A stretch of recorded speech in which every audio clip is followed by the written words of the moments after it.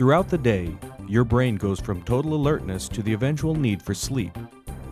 Sleep is the healthy rest we all need, but sometimes the need may come at the wrong time, like when you're driving. Drowsy driving, much like drunk driving, causes slowed reaction time, impaired vision, and an overall inability for the brain to process information.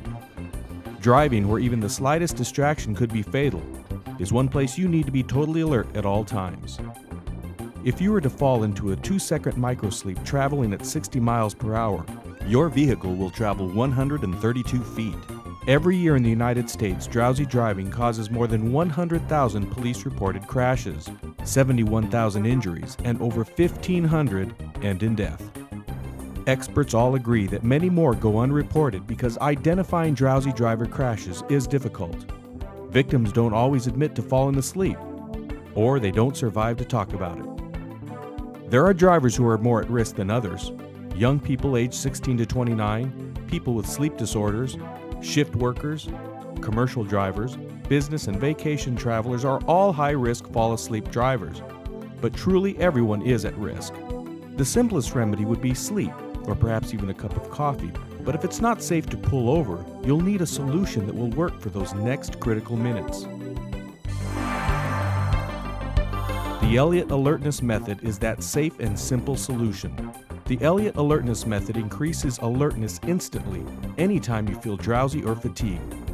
To help understand how the Elliott Alertness method works, let us show you how this alerting technique is used in training today's Air Force and Navy fighter pilots.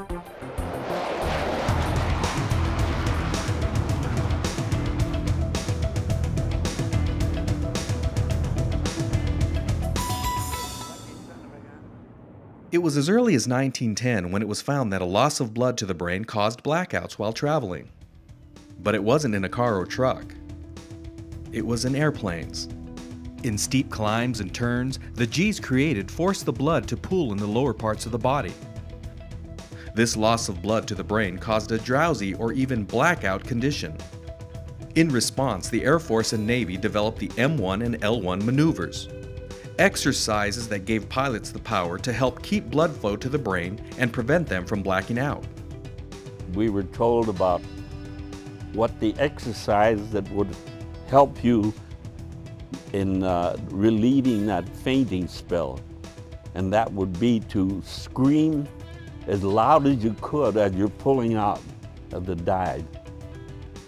By screaming, you're exerting all that pressure and screaming at the same time, and your blood stays in your head more than if you didn't scream. It helps to maintain that pressure and the blood in your head and keeps you from blacking out. Much like those pilots, a driver's body is affected by its motion on the road.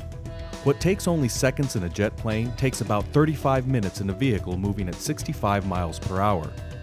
In about 35 minutes, enough gravitational force has been exerted on your body to affect your blood circulation.